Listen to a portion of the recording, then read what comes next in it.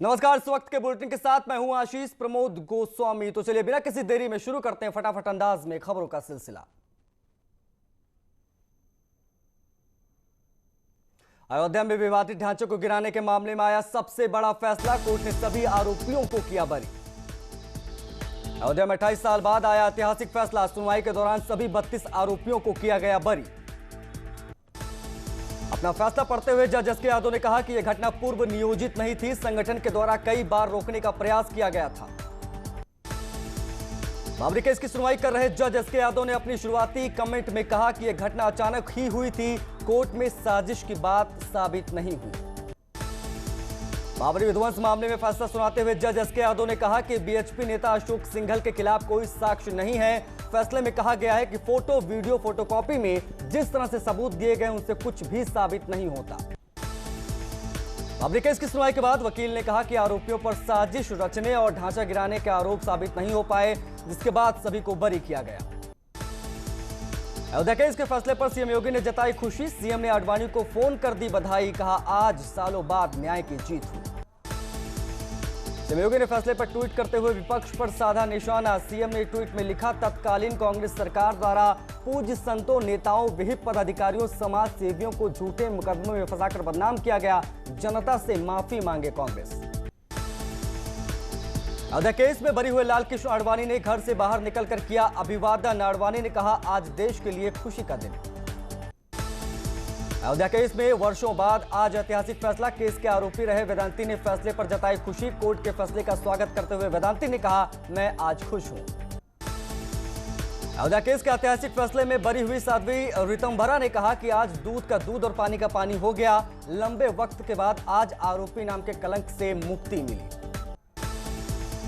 अयोध्या में विवादित ढांचा गिराने के मामले में फैसले के बाद साधु संतों ने खुशी जताई। सभी आरोपियों के बरी होने का फैसले का स्वागत करते हुए साधु संतों ने लगाए जय श्री राम के नारे।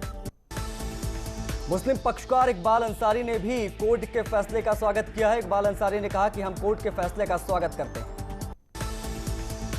अयोध्या विवादित ढांचे केस में बरी हुए मुरली मनोहर जोशी ने कोर्ट के फैसले का स्वागत किया है। मुरली मनोहर जोशी ने कहा कि आज पूरा देश खुश है, सालों बाद सच की जीत हुई। रक्षा मंत्री राजनाथ सिंह ने फैसले पर ट्वीट करते हुए लिखा है कि बाबरी मस्जिद विध्वंस केस में श्री लालकृष्ण आडवाणी, श्री कल्याण सिंह, डॉक्टर मुरली मनोहर जोशी, उमा जी समेत 23 लोगों को किसी भी षड्यंत्र में शामिल न होने के निर्णय का मैं स्वागत करता हूं। साबित हुआ है कि देर से सही मगर न्याय की जीत हुई। बीजेपी सांसद रवि किशन और मनोज तिवारी ने कोर्ट के फैसले का स्वागत किया है। दोनों ने खुशी जाहिर करते हुए जय श्री राम के नारे लगाए। अयोध्या केस में ऐतिहासिक फैसले के बाद अखिल भारतीय अखाड़ा परिषद के अध्यक्ष नरेंद्र गिरि ने भी खुशी जताई। नरेंद्र गिरि ने कहा कि आज पूरा देश खुशी से झूम रहा है। बाबरी एक्शन कमेटी के पूर्व संयोजक जफरयाब जिलानी का बयान सामने आया है। जफरयाब जिलानी ने कहा है कि सीबीआई कोर्ट के फैसले को वो बड़ी अदालत में चैलेंज करेंगे। अयोध्या केस के सभी आरोपियों के बरी होने पर जगह जगह बांटी जा रही हैं मिठाइयां। देश भर में अलग अलग तरीके से लोग खुशी जता रहे हैं। मुरली मनोहर जोशी भी कोर्ट नहीं गए थे। सुनवाई में वीडियो कॉन्फ्रेंसिंग के जरिए एमएम जोशी जुड़े थे। कोर्ट की कार्रवाई में मुरली मनोहर जोशी भी ऑनलाइन ही शामिल हुए। हाथरस कांड मामले में लगातार हो रहे विरोध। हाथरस में लोगों ने सड़कों पर किया हंगामा, बाजारों को किया बंद। गुस्साए लोगों ने बाइक में लगाई आग। हाथरस में विरोध कर रहे लोगों पर पुलिस को करना पड़ा बल प्रयोग। हिंसक प्रदर्शन करने वाले लोगों पर पुलिस ने किया लाठीचार्ज। कोतवाली सदर इलाके की पूरी घटना। हाथरस केस को लेकर पीएम मोदी ने सीएम योगी से की बात। पीएम मोदी ने हाथरस पीड़िता को न्याय दिलाने को लेकर कही बात। कहा दोषियों को कड़ी से कड़ी सजा दिलाई जाएगी। सीएम योगी ने ट्वीट कर दी पीएम मोदी से बात होने की जानकारी। सीएम ने बताया पीएम ने कठोर कार्रवाई के लिए कहा है। हाथरस में देर रात हुआ पीड़िता का अंतिम संस्कार। पुलिस के साथ परिजनों की धक्का मुक्की, जबरन अंतिम संस्कार कराने का आरोप। कल दिल्ली के सफदरजंग अस्पताल में हुई थी पीड़िता की मौत। गाजियाबाद में हाथरस पीड़िता के लिए आरोपियों की शव यात्रा निकाली गई। लोगों ने आरोपियों को की कड़ी शब्दों में निंदा की है। हरदोई में हाथरस कांड को लेकर समाजवादी पार्टी और कांग्रेस नेता सड़क पर उतरे। न्याय की मांग करते हुए कार्यकर्ताओं ने कैंडल मार्च निकाला। आरोपियों को कड़ी से कड़ी सजा दिलाने की मांग की गई। हाथरस में कई घटना को लेकर सहारनपुर में भीम आर्मी ने कैंडल मार्च निकाला। आरोपियों के खिलाफ सख्त से सख्त कार्रवाई की मांग की गई। उन्नाव में भी हाथरस में हुए घटना को लेकर सड़कों पर उतरे सपा कार्यकर्ता, मोमबत्ती जलाकर दी श्रद्धांजलि। फतेहपुर में 6 साल की बच्ची से पड़ोसी युवक ने किया रेप। वारदात के बाद भाग रहे आरोपियों को ग्रामीणों ने पकड़ा। पॉक्सो एक्ट के तहत दर्ज हुआ केस। बागपत में एक नाबालिग रेप पीड़िता ने जहर खाकर जान देने की कोशिश की। आरोपी युवक लगातार पीड़िता को कर रहा था ब्लैकमेल। शिकायत के बाद पुलिस ने आरोपी को गिरफ्तार किया। संभल में अवैध संबंधों के आरोपी की बेरहमी से पीटा। युवक को बांधकर निर्वस्त्र कर पीट कर उसकी हत्या कर दी गई। महिला के पास बहला फुसलाकर बुलाने की साजिश रची गई थी। गांव मनोटा का पूरा मामला है। संत कबीर नगर में जमीनी विवाद को लेकर दबंग ने महिला को पीटा। पिटाई के बाद महिला ने दबंग के खिलाफ दी तहरीर। सोशल मीडिया पर वीडियो वायरल। बदायूं के बेटा गुसाई में खुलेआम जुआ खेलते हुए लोग वीडियो में कैद हो गए। एक खेत में लाखों रुपए का जुआ खेला जा रहा है। वीडियो वायरल होने के बाद पुलिस अब जांच में जुट गई है। बरेली में वन विभाग की टीम को मिली बड़ी कामयाबी। टीम ने आदमखोर तेंदुए को पकड़ा। 10 साल की मासूम बच्ची को बनाया था निवाला। फतेहपुर में ट्रांसफार्मर फटने से लगे भीषण आग। बाल बच्चे आसपास काम कर रहे मजदूर। फायर ब्रिगेड की टीम ने आग पर काबू पाया। सोनभद्र में 11,000 वोल्टेज की चपेट में आने से डंपर में लगी आग। देखते ही देखते धू कर जलने लगा डंपर। आग लगने से हाईवे पर अफरा तफरी का माहौल। शक्तिनगर रोड की घटना। काशीपुर की पुरानी सब्जी मंडी में लगे भीषण आग। जमीन कई दुकानें जलकर राख हो गई। आग से 3 गैस सिलेंडर भी ब्लास्ट हुए। आग से लाखों का सामान जलने का आशंका है। कानपुर के चकेरी इलाके में लेदर फैक्ट्री में लगे भीषण आग। लाखों रुपए का सामान जलकर खाक। कर्मचारियों ने भागकर बचाई जान।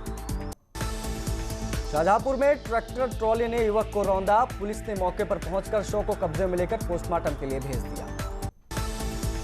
प्रयागराज में फर्जी सिपाही को एसओजी टीम ने पकड़ा। बता दें कि खुद को सिपाही बताकर लोगों से ठगी और अवैध वसूली करता था बदमाश। हावड़ पुलिस का ऑपरेशन क्लीन जारी। चेकिंग के दौरान पुलिस और बदमाशों में हुई मुठभेड़ में बदमाश को लगी गोली। बाइक, तमंचा और कारतूस बरामद। गोंडा में पुलिस और बदमाशों के बीच मुठभेड़ में 25-25 हजार के 2 इनामी बदमाश गिरफ्तार। इनके पास से पुलिस ने एक बाइक, हथियार और कारतूस भी बरामद किए। पीलीभीत में चाइल्ड हेल्पलाइन टीम ने बाल श्रम के तहत छापेमारी। दुकानों में बरामद किए गए 11 बच्चे। अस्पताल में बच्चों का मेडिकल चेकअप कराकर मां पिता के सुपुर्द किया जाएगा। बागपत में फांसी पर लटका मिला नवविवाहिता का शव। परिजनों ने ससुरालियों पर हत्या का आरोप लगाया। 4 महीने पहले शादी हुई थी। बिलोचपुरा गांव की यह पूरी घटना है। नोएडा में 2 साल के बच्चों की हत्या कर शव बक्से में छिपा दिया गया। मामा मामी के घर में ही कपड़े में लिपटा हुआ मिला मासूम का शव। कल शाम से लापता था बच्चा। मेरठ में न्यूज 18 की खबर का दमदार असर। मामले में एसएसपी अजय साहनी ने कार्रवाई करते हुए बिजली चोर दरोगा को कर दिया सस्पेंड। साथ ही आरोपी दरोगा धर्मेंद्र सिंह की भत्तों में भी कटौती की गई। पीलीभीत में अखिल भारतीय प्रधान संगठन ने सीएम के नाम डीएम को सौंपा ज्ञापन। कोविड-19 के चलते ग्राम पंचायत चुनाव को आगे बढ़ाए जाने पर ग्राम प्रधानों का कार्यकाल भी बढ़ाने की मांग की गई। हरदोई में एसपी अनुराग वत्स ने रास्ते में घायल हुए व्यक्ति की बचाई जान। घायलों को तुरंत अपनी गाड़ी से पहुंचाया अस्पताल। गोरखपुर में वन विभाग की टीम ने शहर की 2 दुकानों पर छापा मारकर भारी मात्रा में हिरण के सींग, तेंदुए के नाखून और भी कई प्राणियों के अवशेष बरामद किए हैं। पिता पुत्र समेत 3 आरोपियों को पुलिस ने गिरफ्तार किया। फर्रुखाबाद में व्यापारी नेता की हत्या से मचा हड़कंप। घर के बाहर पड़ा मिला शव। प्रॉपर्टी विवाद में जताई गई हत्या की आशंका। फतेहपुर पहुंचे समाजवादी पार्टी के राष्ट्रीय सचिव अखिलेश कटियार ने सरकार पर साधा निशाना।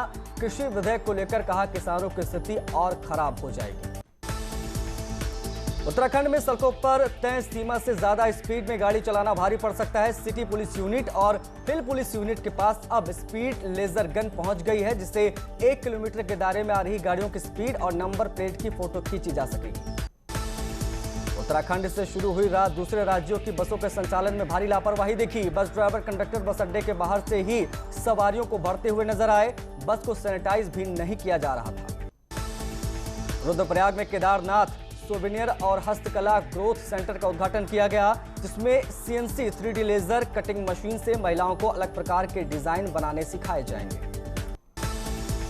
जालौन में मूर्तिकार झेल रहे कोरोना की मांग। प्रदेश में दुर्गा पंडालों में स्थापित होने वाली मूर्तियों को लेकर आए प्रदेश के बाद मूर्तिकारों में मायूसी। मूर्तिकारों का कहना है कि जीवन पोषण में भी आ रही है परेशानी। अब रामलीलाओं पर भी छाया कोरोना का कहर। कोरोना महामारी के चलते रामलीला में सालों से अभिनय करने वाले कलाकारों को नहीं मिल रही है इजाजत। शाहजहांपुर में पुलिस ने आईपीएल सट्टे के 3 सटोरियों को किया गिरफ्तार। इनके पास से कैश, मोबाइल और सट्टे की पर्चियां बरामद। घर में मोबाइल से ही हो रहा था सट्टे का कारोबार।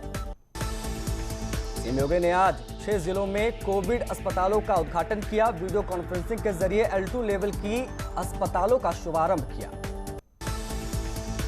कोविड अस्पतालों के उद्घाटन के दौरान सीएम योगी ने कहा कि यूपी में कोविड टेस्ट की रफ्तार बढ़ी है। हर रोज लगभग 1.5 लाख हो रहे हैं अब कोरोना टेस्ट। उत्तराखंड में आज से अंतर्राज्यीय बसों का संचालन शुरू। पहले फेज में चल रही 100 बसें दिल्ली यूपी के लिए सुबह 5:30 बजे से शुरू हुआ संचालन। अल्मोड़ा में पर्यटन को बढ़ावा देने के लिए 6 नए ट्रैक रूटों पर होगा काम। पुराने घरों को बनाया जाएगा होम स्टे। स्थानीय लोगों को मिलेगा रोजगार। दुनिया भर में लगातार बढ़ रहा है कोरोना का खौफ। पूरी दुनिया में 3,38,43,000 से ज्यादा हुआ कोरोना मरीजों का आंकड़ा। दुनिया भर में कोरोना केस में लगातार हो रहा है इजाफा। 76,83,054 से ज्यादा हुआ कोरोना एक्टिव केसों का आंकड़ा। दुनिया भर में कोरोना से लोगों को हो रही है मौत। अब तक 10,12,657 लोगों की गई है कोरोना से जान। भारत में भी लगातार बढ़ रहा है कोरोना का कहर। देश में 62 लाख के पार पहुंचा कोरोना संक्रमित मरीजों का आंकड़ा। देश में टोटल 62,25,764 हुई कोरोना मरीजों की संख्या। अब देश में 9,40,000 पहुंचा एक्टिव केसों का आंकड़ा। देश भर में कोरोना से लगातार हो रही लोगों की मौत। अब तक 97,497 लोगों ने गंवाई है जान। देश में लगातार सामने आ रहे कोरोना केस। पिछले 24 घंटे में 80,000 से ज्यादा कोरोना मरीज, 80,472 कोरोना केस मिले हैं। कोरोना लगातार ले रहा लोगों की जान। एक दिन में 1,179 कोरोना मरीजों की हुई मौत। उत्तराखंड में लगातार सामने आ रहे कोरोना केस। 24 घंटे में राज्य में 493 नए कोरोना केस आए हैं सामने। उत्तराखंड में नहीं थम रहा कोरोना का कहर। कोरोना के कुल केस 48,000 के पार। अब तक 591 लोगों की मौत। मेरठ में कोरोना के 238 नए मामले आए सामने। 34 जवान हुए कोरोना पॉजिटिव। कोरोना मरीजों का आंकड़ा बढ़कर 9,120 पहुंचा। बांदा में लगातार बढ़ रहा है कोरोना का कहर। अब तक 1,15,960 हुआ कोरोना मरीजों का आंकड़ा। 1,641 लोग इलाज के बाद डिस्चार्ज हो चुके हैं। शामली में लाइव एक्सीडेंट का वीडियो आया सामने। डीसीएम की चपेट में आए बाइक सवार दंपत्ति। पत्नी की हुई मौत। बाल बाल बचा पति। नैनीताल में गुलदार का आतंक जारी। स्टाफ हाउस इलाके में सीसीटीवी वीडियो में कैद हुआ गुलदार। लोगों में डर का माहौल है। नैनीताल में 2 सांपों के बीच खूनी संघर्ष देखने को मिला। एक किंग कोबरा और धामन सांप के बीच लड़ाई कैमरे में कैद हो गई। वीडियो वायरल हो रहा है। और में ज्वेलर्स की दुकान में आई एक महिला के साथ 14 साल के बच्चे ने टप्पीबाजी की घटना